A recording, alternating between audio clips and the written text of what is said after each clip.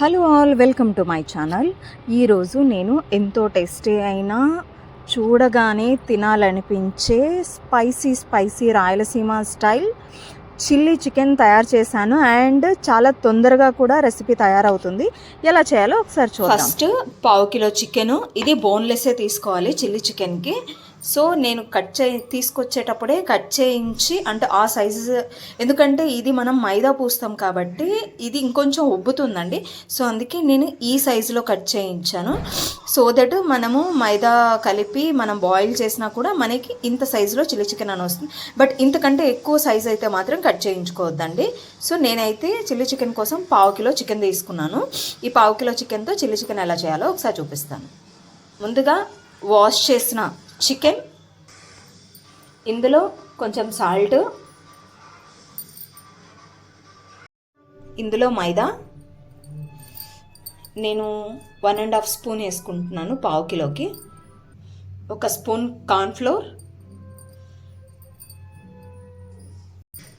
1 egg పగలగొట్టేస్తున్నా. So ఇప్పుడు ఇందులో ఉప్పు, కార్న్ఫ్లోర్, మైదా, పగలగొట్టిన ఎగ్ ఇవన్నీ మిక్స్ చేసుకోవాలి.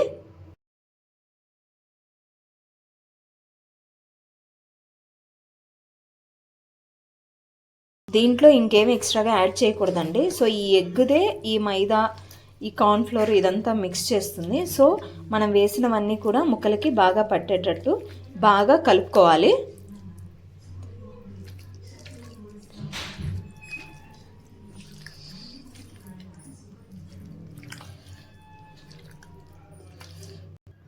సో అంతా మిక్స్ చేశాక మనకి ఇలా వస్తుందండి.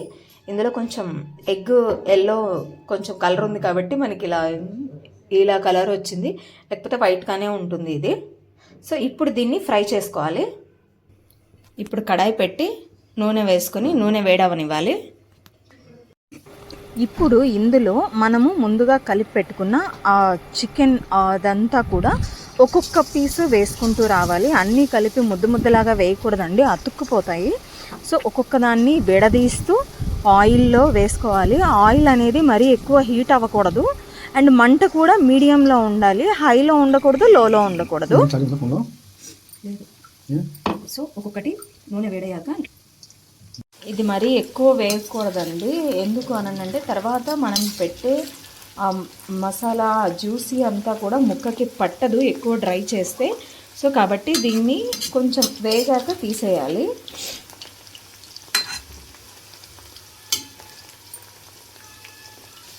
చూసారా, నేను అంత సన్నం చికెన్ ముక్కలు వేస్తేనే ఇది ఇలా పొంగింది. ఇంకొంచెం పెద్ద వేసుకున్నారంటే ఇంతలా అవుతుంది చికెన్ ముక్క.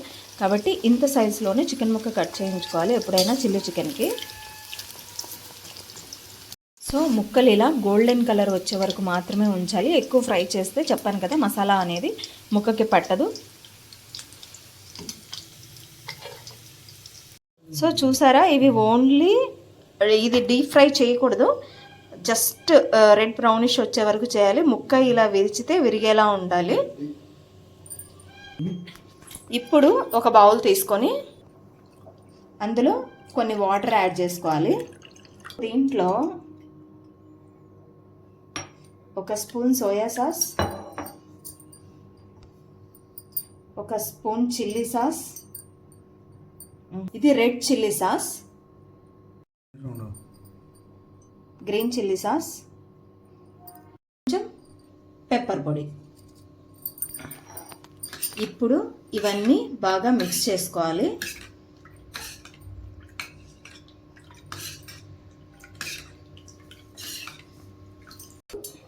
ఇప్పుడు పెనం పెట్టుకొని కొంచెం ఆయిల్ వేసుకొని సన్నగా కట్ చేసుకున్న ఆనియన్, పొడవుగా కట్ చేసుకున్న పచ్చిమిర్చి, సన్నగా తురుము పెట్టుకున్న వెల్లుల్లి, అల్లం,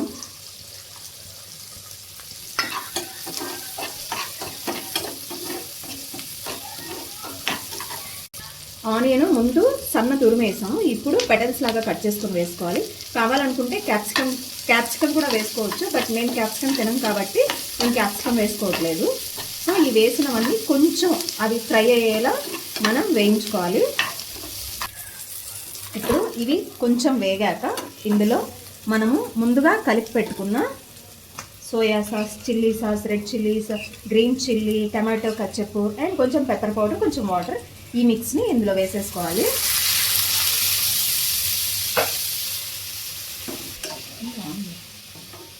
ఇందులో కొంచెం సాల్ట్ యాడ్ చేసుకోవాలి.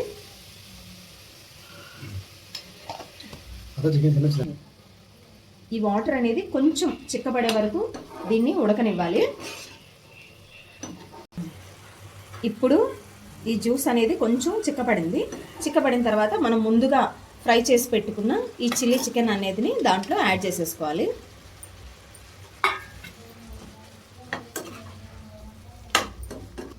ఇప్పుడు ఆ జ్యూస్ అంతా ఈ చికెన్కి అంటేలాగా మిక్స్ చేసుకోవాలి. అంతే, ఎంతో టేస్టీ అయిన చిల్లీ చికెన్ రెడీ అయిపోయింది.